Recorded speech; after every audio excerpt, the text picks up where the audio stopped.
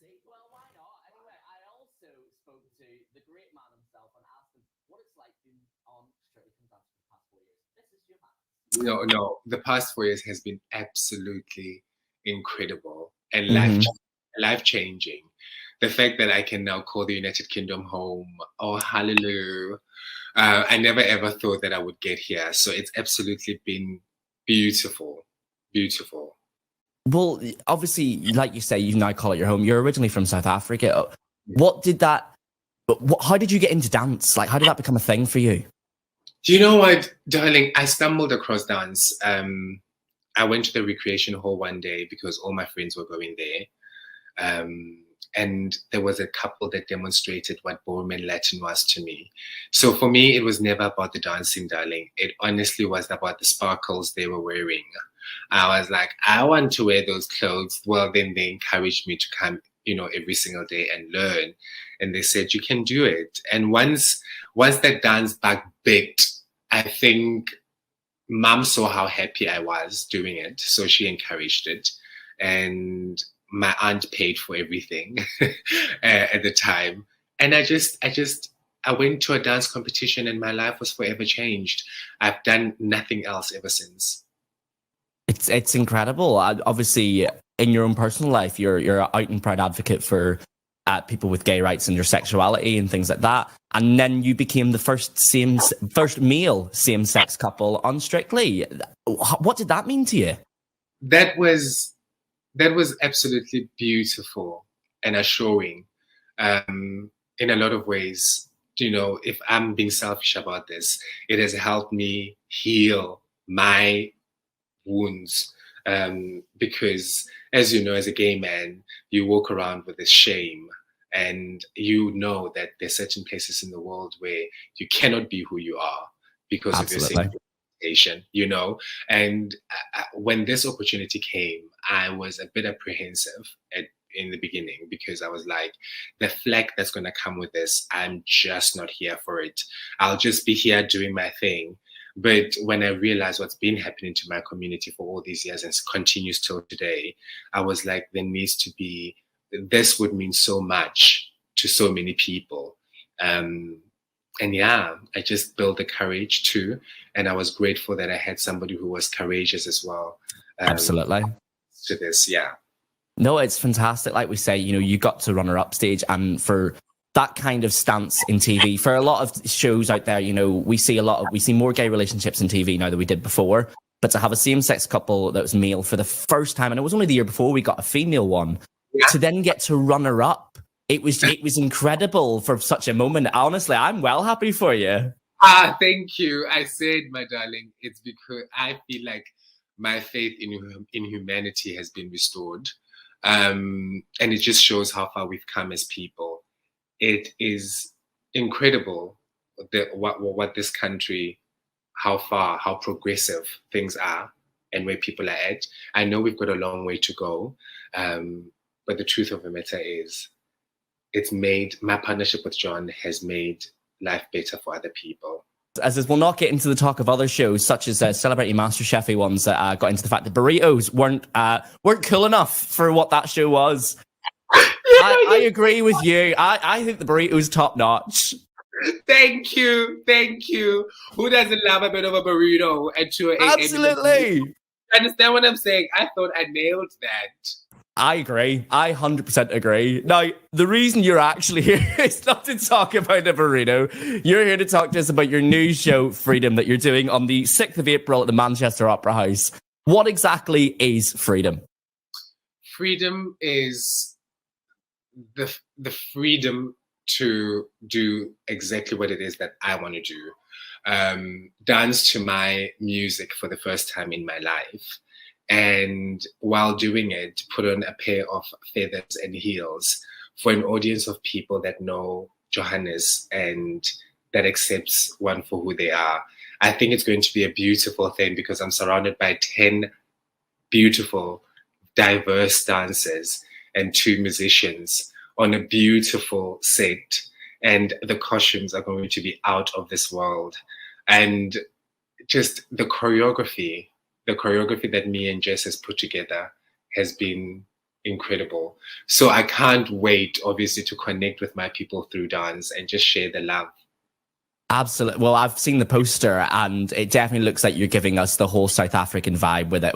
I mean, the poster, it's giving me the Lion King straight off the bat. I mean, I'm assuming that's what you were going for. No, you know what? It's bigger than that. That outfit represents my hometown, you know, the rural areas of South Africa, and a Zulu boy becoming of age. So that is that's how we dress back home when we celebrate one. We put on our full attire, you know, in honor. It's a gorgeous attire, it really is, and you do stand out in it, if I do say so myself. Thank you. It's fantastic. So the show's on, like we say, it's on the 6th of April at the Opera House. How can people get tickets for it then? Well, go onto my Instagram or go online. The link would be johannes-live.com. You will find all the details on there, but also on my social platforms. I've got the links in my bio.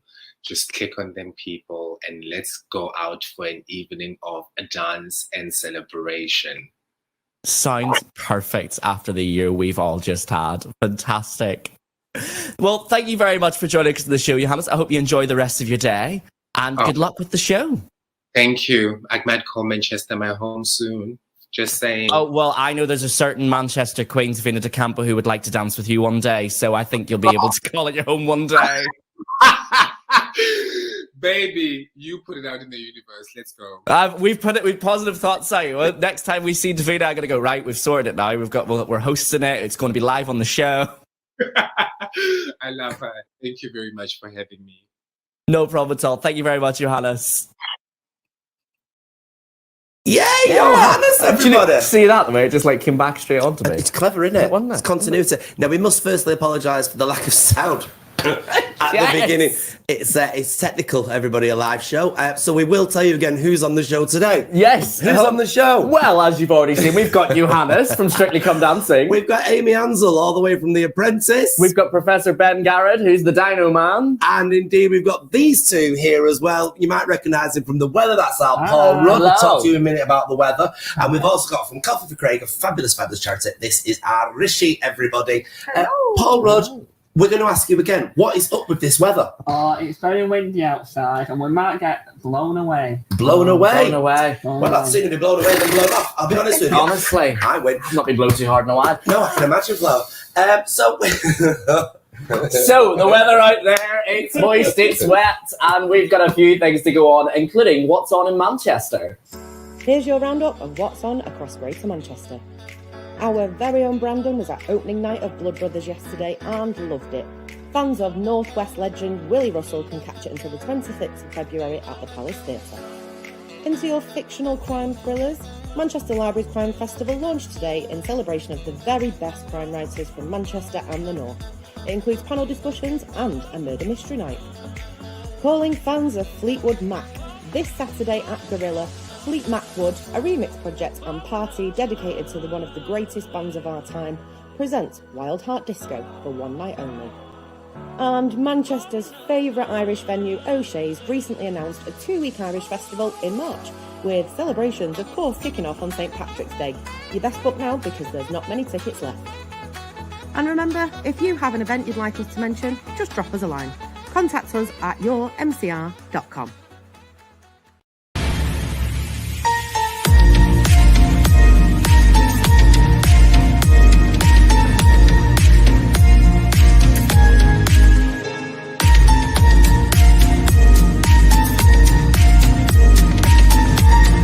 Next up on the show, I've got someone who I'm nicknaming Ben the Dino Man because it's incredible what he does. Please welcome Dr. Ben Garrett.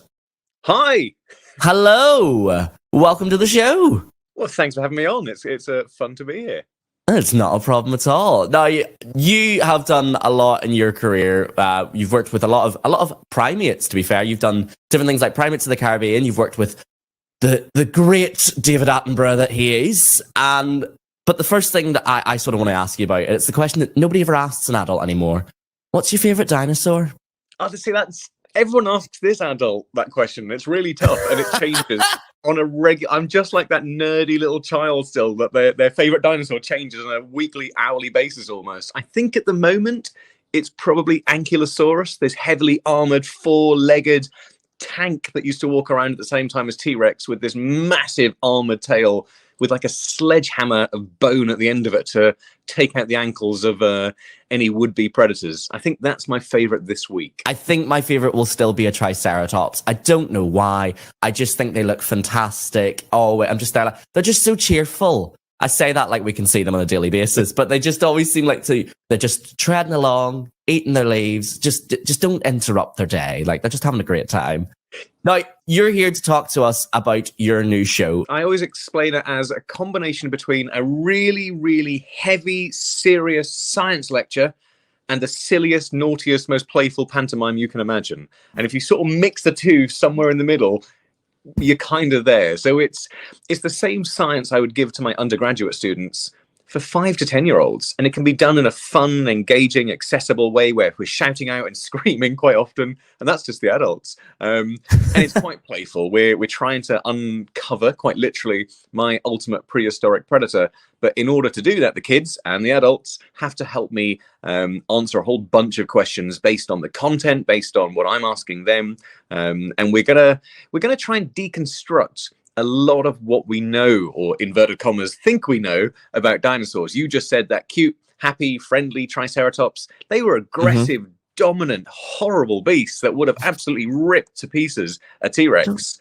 Don't ruin my sweet little They were sweet Triceratops. Today, these were big, scary, socially complex animals at times. So I think we're understanding more about dinosaurs than we've ever done before. Well, there's obviously the whole thing that we've discovered more recently, that such things like that, a lot of dinosaurs had feathers. Like, I think that's incredibly interesting, of something that we never expected, that more of them have more detail to them we previously expected from them. Can we expect to see things like that from the show? Oh my goodness, yes. Not only do we talk about the feathers, we talk about how we know they had feathers, how we know what color and patterns these feathers were. And we do know for lots of the dinosaurs now what some were really lovely oily black, like a starling. Some were red and white patched. We even had some bright ginger ones with stripes running down their tail. Not to be on typical topic of it. I just want to know, because you are technically the genius on all things dino, how close is Jurassic World and Jurassic Park to being a true thing? Are they close enough to what dinosaurs are actually like, or are they wrong? No. If I want to watch a factually accurate franchise, I probably wouldn't watch Jurassic Park and the subsequent films. However, they're really inspiring. They're really good fun. They're playful. They're nice. There is some science in there, of course, like the social behaviors of some of the dinosaurs. What made you want to go from monkeys to dinos? Well, one of the things I talk about in the show is the relevance and the opportunities within science. I'm a big ambassador for what we call STEM, so science, technology, engineering, maths, and medicine. And unless you're a super nerdy kid, very often we don't think science is there for us. But what I try and get across as well is the bit of science there for everyone, and you haven't got to choose. It's like a buffet, where if you go to a buffet and you pick the very first thing you eat and you only eat that the whole meal, you're kind of missing out on all the opportunities there. So I don't exclusively work with dinosaurs at all. I work with anything that's ever evolved. So it can be monkeys, it can be mammoths, it can be dinosaurs, it can be sea sponges. My area is evolution, and I think that's really appealing for kids, that you don't have to choose something when you're 5 or 10, because science is so cool. So I expect later on we'll see Dr. Bengard on the evolution of Pokemon at some point. I'm very excited for that show. It'll be a very interesting one. Do you know, it's really interesting you say that, because I'm not a big Pokemon fan. Sorry, anyone who's a massive Pokemon fan there. But what I do is I know they change and they evolve, and so basically what you're doing there by playing Pokemon, you're teaching evolutionary biology. You're looking at really complex stuff that I teach my university students, like phylogenies and taxonomy and the way we classify all these different things based on behavior, based on anatomy. You've got that in Pokemon. It's great. And that kind of demonstrates that, it kind of demonstrates that science doesn't have to be boring or dull or whatever. It can be, you can have fun and learn at the same time. And I think that's a big thing that we've missed, or we kind of forget sometimes, especially coming out of school. I think we realize that it's you learn or you have fun. We can do both. Absolutely. So we've got your show coming out. So You Think You Know About Dinosaurs. It's on February 26th at the Waterside Arts Theatre. where can people buy tickets? You can buy tickets from my website, so www.bengarrod.co.uk, and that's BENGARROD. You can also buy them from the theatre website itself, and I'm just putting it all online on social media. So if you can't find these tickets, then yeah, that's you're not a problem. Place. If you Google "So You Think You Know About Dinosaurs" tickets, you'll find them somehow. Fantastic. Well, thank you very much for having a chat with us, Ben. I hope you enjoy the rest of your day, and we look forward to seeing everything about dinosaurs. Thank you.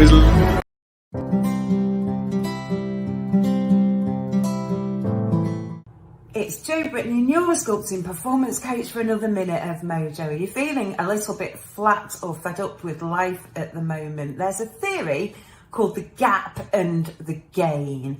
And so for many of us who feel like life is a bit pants at the moment, it could be that we're living in the gap, meaning we're focused on what we're missing or missing out on, the gap, rather than what we're blessed with, the gain. And so here is one simple thing that you can do to live life more in the gain, and it is to practice daily gratitude. Scientific studies have shown that people that practice daily gratitude live longer, healthier and happier lives. So what can you be grateful for each day? Perhaps it's as simple as my breath is breathing itself, or I have access to food and water and shelter. Try practicing daily gratitude and see how you can live life in the gain.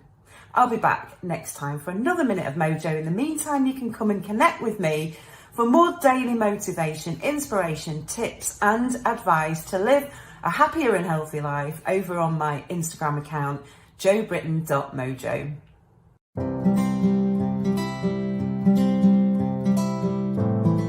Communicating. Well, there we go, everybody. She communicates properly. I love it. It's wonderful. She's telling us all about keeping your mojo up. How's your mojo been this week, she'd ask? I've had a good mojo because it's been my birthday. Oh, I knew you'd get that. I had to. No, it's been my birthday. I've had my mum over. It's been pretty nice. So do you feel different now you're 30? Excuse-moi. 12. I like to think I still look it. I try to call myself a twink still, all right? Do you? Keep trying. Right, moving on to our next guest, everybody. Now, she's been here before, and she's always one sensational guest that we like to have here because she's always drumming home a brilliant, brilliant point. So welcome, Risha, to our lovely, lovely studio. How are you? I'm good. How's everything going, Coffee4Craig wise? Really well, actually. Yeah, we're getting there. We're having new guests quite a lot, which isn't so good. But perhaps explain to viewers that didn't see you the last time you were here exactly what Coffee4Craig is. So we work with people who are sleeping on the streets. We run the only 7-night-a-week drop-in for people to come in. They get a really beautiful home-cooked meal. They get advice and signposting, and they get a little bit of relaxation, a bit of banter from us, and see how we can help them on their sort of next steps to recovery and coming off the streets. And you've moved to a nice facility now, haven't you? I went to see it a few months back, didn't I? It's lovely. Tell everybody what facilities you've got in there. It is. So we've got a kitchen, showers. We've got a lovely dining room. We've got a big, massive telly. We've got board games. We play chess and Connect Four. We've got a little bit of a chess tournament going on each night. So it's all there. Really, but you are looking at upgrading your kitchen, aren't you? We are. So when we got the building, it was just before lockdown in 2020. We went into lockdown and we had to sort of make do and mend what we could do. So we had to build this brand new kitchen, but unfortunately we could only get a domestic kitchen.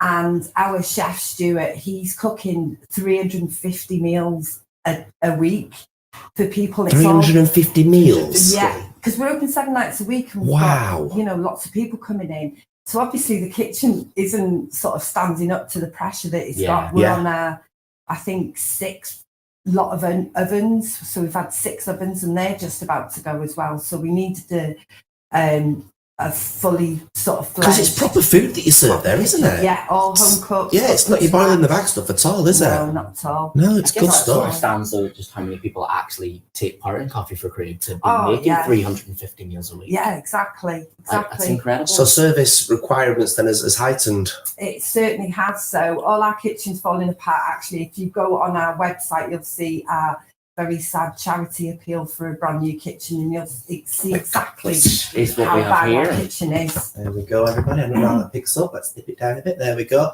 So you're looking, let me try and read backwards now. Our kitchen's on its last legs. Can you help continue to Continue to offer a hot meal and safe space in the 70480 to donate £2. I mean, That's very professional, isn't it? is there a certain target that you're looking to get to? So we're hoping to get, I think it's 20,000. Okay. So we're kind of a quarter of the way there. We've got lots of fundraisers. So sort of tune in to Coffee4Craig on Twitter, on Facebook, and keep an eye on our website. And we've got lots of sort of fantastic fundraisers coming.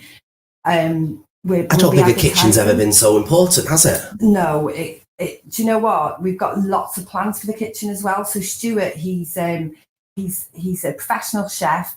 He's doing his qualification for teaching people. So once we get an industrial kitchen and we get it sorted, what we want to do is invite a lot of our guests in to learn how to budget, learn how to cook, learn basic kitchen skills. Wow. So that they can, once they sort of move on into their own accommodation, they can learn how to cook for themselves, but also get those skills that you need to move on to jobs in the kitchen industry, hopefully. Yeah. So we've got lots of plans moving forward for people's recovery and moving on, but we need that kitchen desperately. So we're looking. The story of Coffee4Craig is so important as well, though. Perhaps just tell everybody where it all originates from. So Craig was my brother. I found out he was street homeless, and then I started to volunteer for Life Share. And then about 3 months into sort of finding out he was actually street homeless, I got a phone call from my sister saying that he died in a car park on his own of a heroin overdose, which kind of my whole world fell apart. Myself and Hendrix, my husband, we put a post onto Facebook saying if anyone sees someone sleeping on the streets, give them a cup of coffee, say it's from Craig. And that was allegedly it. Yeah. Sort of 8 years later, nearly 9 years. Span into this. Yeah, we've got a 7-night-a-week drop-in. We're working with Manchester's sort of most vulnerable people sleeping on the streets. We're providing a drop-in for them to come at a safe space 7 nights a week, and we're sort of onwards and upwards. We've got our own building. The meanwhile, I know it's good.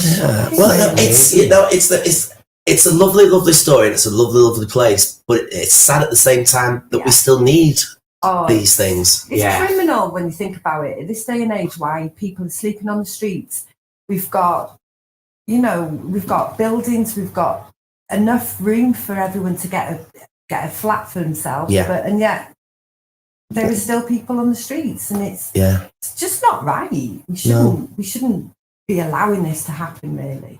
No, they shouldn't. Do you think the people that come to you, most of them do go and sort of improve life for themselves? Yeah, we have quite a lot of people who have really good success stories. We've got a member of staff who started off as a guest right at the very beginning, and we've sort of been with him throughout his journey. He's now got his own flat, and he's actually our building manager. He works with us. So there is success stories, because I think some people still look at the homeless as, waste of time, waste of space, and it's just not what it is. All these people have lived lives and have lived a life to get to where they are. So it's perhaps time to remember all that as well. Through trauma, through relationship breakdown, a lot of people now are becoming homeless through COVID, losing their jobs, losing their house. Yeah. Relationship breakdown because, suddenly being thrown into lockdown, a lot of people discovered that maybe they shouldn't be together or whatever. So there's so many people coming through to us now, people who are skilled. We've got labourers, builders, mechanics, all sorts of people are coming to us who are skilled and just have fallen onto hard times, maybe haven't got a family who can support them, friends who are in similar situation to them, so they can't support them. It's heartbreaking. And we've got a lot of people with really bad mental health problems. Yeah. And we are Manchester. We can help. I think that's one good thing about being here in the lovely Northwest. We are always, for the majority of the time, ready to help. For the time being, Risha, thank you so much. All right, then, we are going to jog over now to our culture queen. So where is she this week? Let's have a look.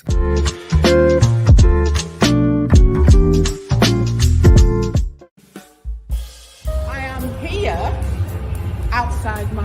favourite building in the whole world. That is not a joke, it's true. It's my favourite building at the whole world, which is Manchester Central Library. Built in the 1930s, people think it's a lot older than it is, but she's not. She's a young lady in comparison to some of the other buildings. And I'm going to be going inside and seeing Siobhan O'Connor. We worked together before on different projects, and my students will be here quite soon to have a look at what's going on in the library, and we're going to go into the bowels and look at the archives. Can't wait. Come on. Not many people come here. It's absolutely fantastic. And what you can't tell via film is, oh, look at that. There's a tour going on, so that's why you can hear the talking. You can't, the smell, the absolute smell is wonderful of old books. This is what you don't see in Manchester Central Library, but this is the fantastic stuff that they have down here. Don't want to be left here at night. I feel like something from Raiders of the Lost Ark. Oh, what about this? We've just been talking about the Peterloo Massacre and the fact that as a result of the Peterloo Massacre, the Manchester Guardian started. I'm Siobhan O'Connor. I work in archives, which is a department in Manchester Central Library, and I also have responsibility for Manchester Library generally, for events and activities. I'm sort of the community engagement officer, which is not what my title says, but that's sort of what I do mainly. Okay, so this is one of the earliest books to integrate text and woodcut illustrations. So it took a very long time to produce. I'll just show you some of these. So these are woodcut illustrations. And some of them are repeated because there's so much in this, it would have taken so long. Well, our next guest joins us right now, everybody. Now, you may have been catching up with her in the past 6 weeks on The Apprentice, everybody. But who knew her whole life before it, everybody? She's got so much to tell us. So please welcome to our show, the one and only Amy Ansell. How are you? Welcome. Hi, Belinda. Thank you so much. I'm so excited to be here with you. It's fantastic. We've got to talk about The Apprentice this year. I really just wanted to talk about your beauty products and everything. But The Apprentice, did you enjoy it? You know what? I did enjoy it overall. I made some great friends. It was a great life experience. Perhaps it wasn't as I expected it to be. Obviously, I got fired in week 6 and I thought, oh my gosh, it's the BBC. It's going to be 95% business, 5% entertainment. And actually, I came out thinking, it's 95% entertainment, 5% business. So I thought I can go on there, showcase my business acumen, show Lord Sugar what I can do, but not really. It doesn't really give you that opportunity. It's not it doesn't come close to real life business, in my opinion. So what happened? Why do you feel you were eliminated then? Honestly, I am still ruminating. Like, seriously. I think we all are. They didn't show a lot for a reason. And I'll tell you, so I've been watching the show for 10 years religiously. I could tell you who won in every season and when they were PM. And I've always seen people be PM for the first time week 7. Oops, sorry. I'm going to just week 7 or even week 8 at the latest. Even last season, Dean was PM week 7 for the first time. And Lottie and Ryan Mark were PM for the first time week 8. His winner in season 7, 2011, Tom Pelleru, he was PM for the first time week 8. And then Mark Wright, also another winner, PM for the first time week 7. So I was thinking, I'm showing him what I could do. I'm contributing significantly to every single task. I was sub-team leader 4 out of 6 tasks, which I thought was a good thing. I was showing him my leadership by being sub-team leader. Honestly, and yet they said you were dodging, didn't they? They didn't show much of that. Do you see? Like, they're just they were trying to write my narrative, which was I was dodging, I was shirking the PM role. When actually, I was showing my leadership skills and just waiting, because he also said, wait till there's synergy between you and the task. So I did put myself up as PM in week 2 when it was a children's electric toothbrush. I've manufactured sonic devices. I have a child. It was a perfect fit. But then sadly, there was a girl that actually has manufactured children's electric toothbrushes. So she was a better choice. And part of being a good business leader is recognizing when someone is better suited for a job than you. So all in all, I thought, I'm playing this game right, aren't I? And then there was a tourism task in North Wales, and he thought I should put myself up for that. And then the beauty industry started calling my name, and I veered off into that. And that's my background. So you say you veered off into the beauty industry. Tell us, how have you got involved in that? What do you have in terms of the beauty industry? Well, Linda, I need to send you my products, and I will. I need to get your address. Okay. So I used to sell the No on QVC. It's a hair removal device. And I recognized that people like the idea of the hair removal, but they didn't like the idea of waiting to see results and some pain and the expense. So then I thought, wait a minute, everybody needs a dermaplaning tool in their life. So I couldn't find these types of tools anywhere in the UK at the time. This is 12 years ago. And then I thought, well, instead of going to the US, New York, schlepping them all back here, I'm going to start manufacturing them. And that's what I did. I started to manufacture them 4 years ago. And now we're the #1 UK dermaplaning brand. It looks really very, very good. I like it. Where can people get this then if they want to get hold of this? Our website, HollywoodBrowser.com, Amazon, Boots, ASOS, Argos. Look fantastic and feel unique. Bizarre. We've got to ask you about, first of all, the nice cake that you've been displaying. And we've got to ask you, strange, but we've got to ask you about the comments that you made on Twitter as well. The word homo's being used.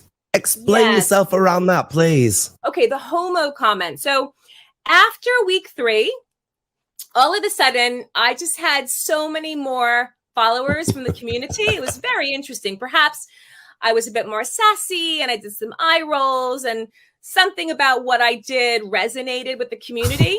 Yeah, so basically, I was really welcomed in by so many more gay followers. It was amazing. I got a call from Gaydio to come and do a little guest spot on the breakfast show. I got a call from Manchester Pride to come and do a chat with them. So it was just fantastic. So I made a trip to Manchester, where I have a lot of gay friends as well. And we went out to a gay bar, and I was sitting there with my 2 gay friends, male friends, and we were just having fun. And there were so many people coming up and just showing me the love and wanting a photo and just having lovely chats. It was the best. I had the best time.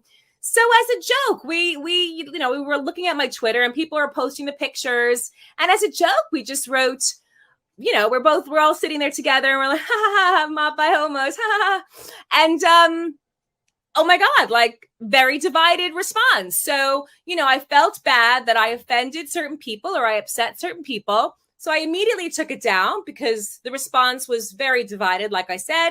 And so, I wrote that. And the funny thing is, people are still pouncing. Like, here I wrote this apology because if I upset people, of course, I want to apologize for that. It wasn't my intention. But then people are still kind of pouncing. And I thought, who's right here? It's like, here I'm doing the right thing by apologizing, yet people are still being so critical and harsh. And, did you think you were wrong? Did I think I was wrong? I was wrong in that I upset people by using the word, but I wasn't aware that as someone who's not gay, some gays would find me using that word offensive or upsetting. Yeah. And I did do a poll afterwards of all my closest male gay friends, and literally no one said they would find that offensive. Amy, what's next for you?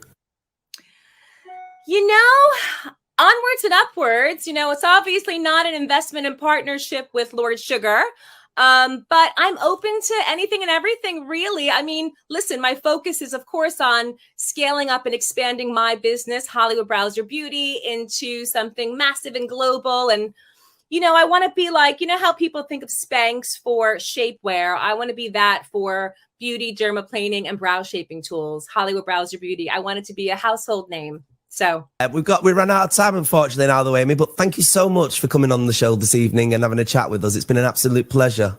Thank you so much. It's been lovely to chat with you. Thank you, Amy. Thank you. Thank you. So will it be on later? Should I? Yes, it will be. In fact, it's on right now. It's on now. It's there. It's live. If anything, Amy, there's only one thing we can truly say, and that is you're fired. Now, with that in mind, everybody, one gentleman who's definitely not fired, in fact, he's all over the blinking country at the moment, aren't you, Flower? Hey? How is the weather? It just seems to be getting worse and worse. It's awful this week. We've got Storm Dudley coming tonight. Yeah. We've also got Eunice on Friday. Right. And we might be being blown about all over the place. We might be blown off in some way. My God. You had to get it in, didn't you? I tell you. As long as it's not storm flatulence. Storm flatulence, oh no. SCF? I thought it was pretty good. Speaking of which, we'll have to start brewing up soon, won't we? We will. Now, listen, Paul, where have you been this week, please? I'm in Oldham again. In Oldham? Yes, I've been to the Oldham Coliseum because I've seen so many plays there. Met so many lovely people there. I've worked there, you know, at the Oldham Coliseum. Oh, really? I did our day out there many, many moons ago. Oh, fabulous. I was a lollipop man. I was a shop worker. I was everything that the rest of the good-looking kids didn't get. I was them all. I was. Anyway, let's have a look at your weather. We'll talk a little bit more in a second.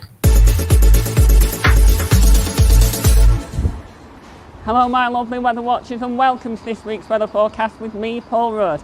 And I'm here in Oldham, and I'm just outside the fabulous Oldham Coliseum.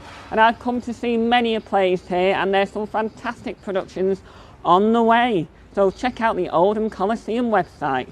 All right, this week's weather, it's looking rather wet and miserable, but there may be a little bit of sunshine, but it's looking a little bit wintry as well. So let's check out this week's weather details. Here they come.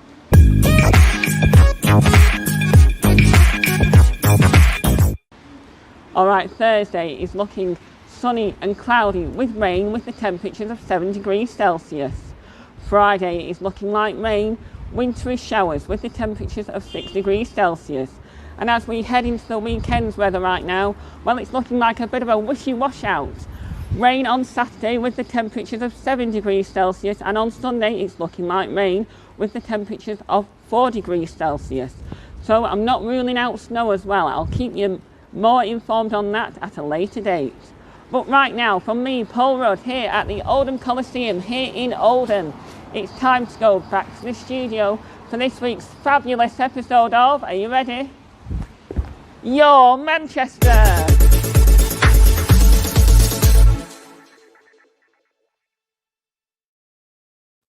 I'm not very inspired by that weather, I have to admit, Paul. I know, it's not good, is it? It'll soon be summer though, won't it? You even mentioned snow. I know. I hate getting the white stuff all over me. It's terrible, isn't it? It goes straight through your clothes and everything. And remember when I first started in the garden, it was lovely and sunny, wasn't it? We're going to get sun again this year, though. As long as we see you back in the hot tub, that's all I care about. Oh, I know. Well, I've still got a very special one coming up for you. I have, and I hope you like all the locations we do. where I've been going. In fact, we'll ask our viewers if they want to send you out in particular. If they want to send you somewhere, I mean, you can go. Yeah. I'm not do it from our place. You can do it from there. Let's do that one week. As long as we're not sending to Spain or something. We're not paying for that ticket. No, I'll go to Spain if anybody needs to go to Spain, I tell you. Well, that's our full-on show done. It's quite amazing, isn't it? You see, I'm looking at Paul, I'm looking at Risha, and I'm thinking both of them have very important consequences around the weather, because it's important for your people, isn't it? It is. Yeah. It is. See, all comes in circles. That's why this is the place where the city comes to talk. What? What's it say from across? What does it say? On platform, everything is connected. Everything is connected, and it also says 9 3/4. Is that right? I mean, maybe not in Manchester. You have to trek the whole way to Mordor to get to platform 14. We know where Mordor is, don't we? We can. All right, everybody. You've been absolutely delighted to watch tonight, everybody. Thank you so much for joining us. Thank you to our guests as well. Thank you to our in-studio guests, our Paul and our Rishi, everybody. Thanks to our Ash as well for doing the what's on. Are you waving? There we go. There she is. Pop that down now. Pop that down. There we go. We just keep her in a cupboard under the stairs, everybody. It's the most important. And thanks to you, lovely people watching. Next week, we have got the star of Footloose, Mr. Jake Quickenon, joining us in studio, everybody. So we're looking forward to that. Till then, thanks, everybody. Stay in contact with all our social medias and, of course, our podcast. And thanks for watching this week's episode of Your Manchester!